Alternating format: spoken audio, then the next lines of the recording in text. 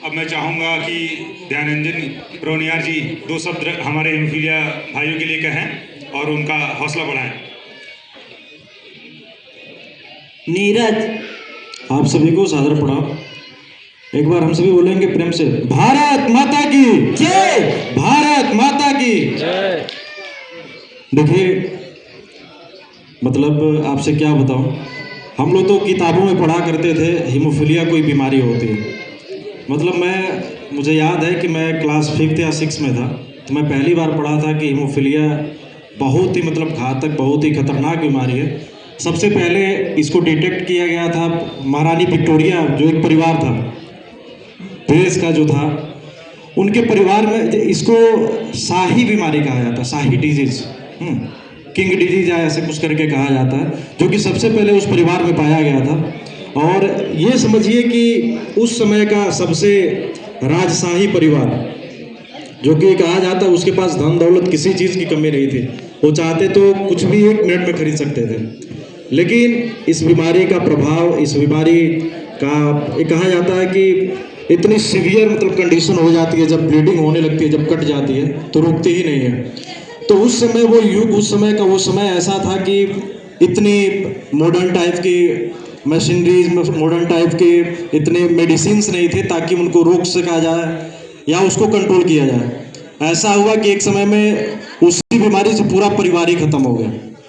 मैं पहली बार जब गोरखपुर में एंट्री किया, वही 16-17 की बात, 18 की, तो मैंने सोशल मीडिया पर सबसे पहले अगर किसी को जाना तो शैलेश गुप्ता जी कि हीमोफीलिया पेशेंट है। मैं सोच के आपसे क्या बताऊं कि मुझे अजीब लगने लगा कि भाई साहब, हीमोफीलिया जिसको मैं किताबों में पढ़ा करता था, आज वो हमारे बीच है। और मैं अब आपसे क्या बताऊं, सोचते सोचते एक आध ऐसी घटनाएं हैं जिसके कारण हम लोग समाज सेवा में आए। ब्लड की कमियों को देखते हुए, समाज की समस्याओं को देखते हुए, उनकी दुखों को देखते हुए हम लोगों को एक कहा जाता है भगवान ने मजबूरन नहीं, उन्होंने कहा कि तुम जाओ समाज में, तुम इन लोगों का हेल्प करो। हाँ, हम लोगों ने शुरू में बहुत कोशिश किया कि ब्लड डोनेशन कराया जाए, तो कुछ लोग को मजाक लगते थे कि ब्लड डोनेशन, अरे यार तुम तो बच्चे हो, अभी पढ़ाई करो, ये समाज सेवा क्यों तुम्हारे दिमाग में वायरस की तरह घुस गई है। लेकिन क्या कहा जाए कि हमने एक बार महसूस किया था ब्लड की कमी को, कि ब्लड के कारण लोग जान त्याग देते हैं, मर जाते हैं।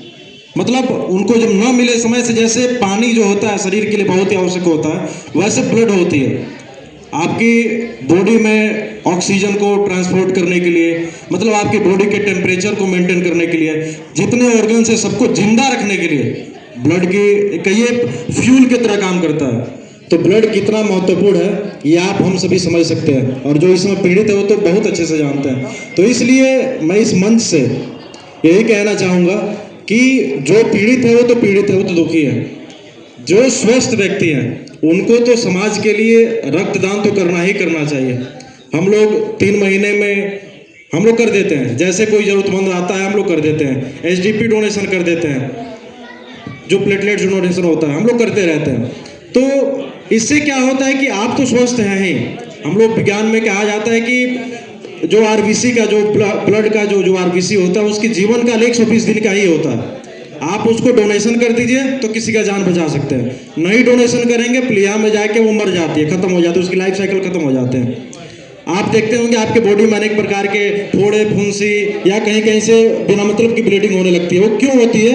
वही होता है जब ब्लड का जीवन काल खत्म हो जाता तो बॉडी में हर एक ऑर्गन से जिनका अलग अलग काम है, वो बेकार ब्लड को शरीर से बाहर निकालता रहता है।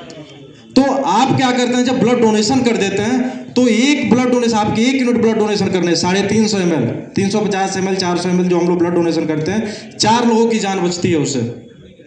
अब ये बताइए, आप जिंदा रहते हुए आप 4 लोगों का जान भी बचा रहे हैं। आप कई प्रकार की बीमारियों से, कैंसर जैसे बीमारियों से, ब्लड प्रेशर जैसी बीमारियों से, अनेक प्रकार का साध्य रोगों से भी आप दूर रहते हैं, और आप एक पुण्य का काम करते हैं। तो आप सोचिए कितनी अच्छी काम है।